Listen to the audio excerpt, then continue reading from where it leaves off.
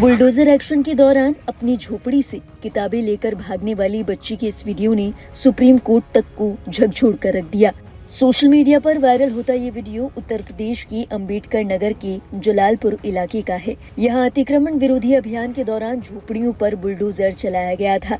इस दौरान एक 8 साल की बच्ची झोपड़ी में रखी किताबों को अपने हाथ में उठाए भागती नजर आई। इस पर सुप्रीम कोर्ट की ओर से योगी सरकार पर सख्त नाराजगी जाहिर की गई। वहीं प्रयागराज विकास प्राधिकरण को सख्त चेतावनी देते हुए सुप्रीम कोर्ट ने फटकार लगाई है।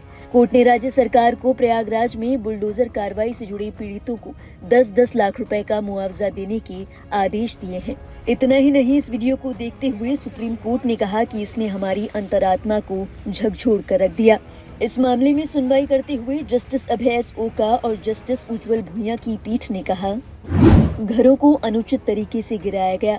देश में कानून का राज है, लोगों के घरों को इस तरह नहीं गिराया जा सकता।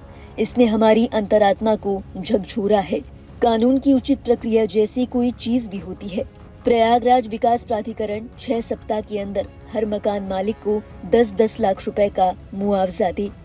बता दें, इस वीडियो के सामने आने के बाद सियासत भी गर्माती नजर आ रही है। इस वीडियो पर अपनी प्रतिक्रिया देते हुए अखिलेश यादव ने अपने सोशल मीडिया हैंडल एक्स से लिखा, सुप्रीम कोर्ट का ये आदेश स्वागत योग्य है कि प्रयागराज में 2021 में हुए एक बुलडोजर एक्शन पर सभी 5 याचिकाकर्ताओं को प्रयागराज विकास प्राधिकरण द्वारा 6 सप्ताह में 10-10 लाख रुपए मुआवजा दिया जाए। इस मामले में कोर्ट ने नोटिस मिलने के 24 घंटे भीतर मकान गिरा देने की कार्रवाई को अवैध घोषित किया।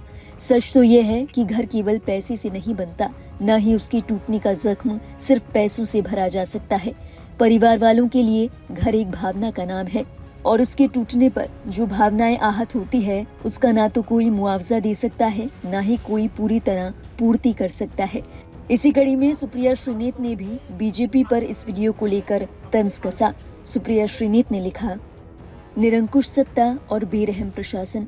जब उत्तर प्रदेश के अंबेडकर नगर में एक गरीब के घर पर बुलडोजर चला रहे थे, तब उसी ढहती हुई छत के नीचे एक बच्ची दिखी, अपनी किताबें और कलम को बचाती हुई। तुमने उस बच्ची के सिर पर से छत हटाकर आसमान की बुलंदियों को छूने के उसके निश्चय को और दृढ़ कर दिया। उसकी शिक्षा तुम्हारी सत्ता को ललकारेगी, ये याद रखना।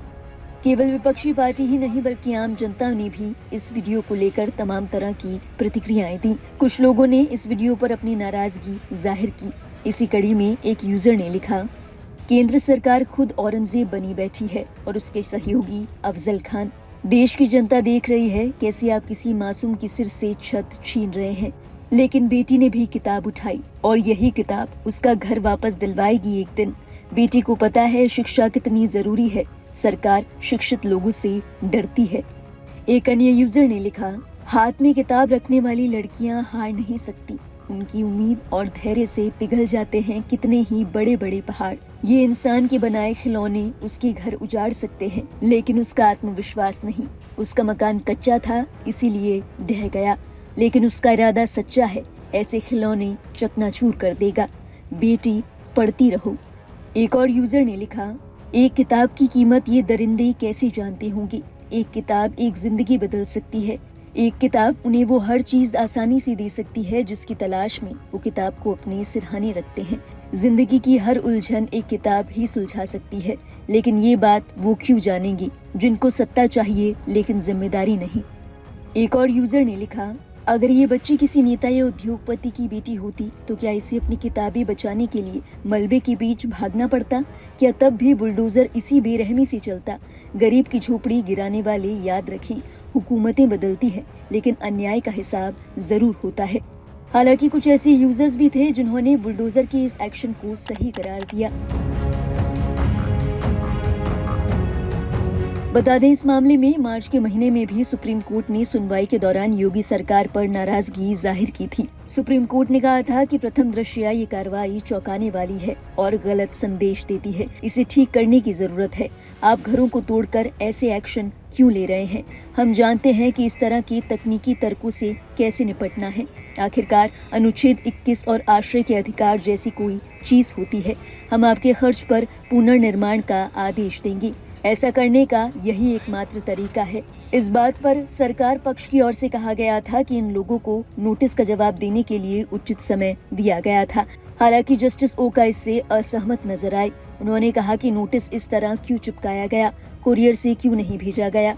कोई भी इस तरह नोटिस देगा और तोड़फोड़ करेगा, ये एक खराब उदाहरण है। बहरहाल बच्चे की इस वीडियो को लेकर आपके क्या विचार हैं, हमें जरूर बताएं कमेंट बॉक्स में। और देश और दुनिया से जुड़ी हर लेटेस्ट अपडेट के लिए सब्सक्राइब करें लाइव हिंदुस्तान।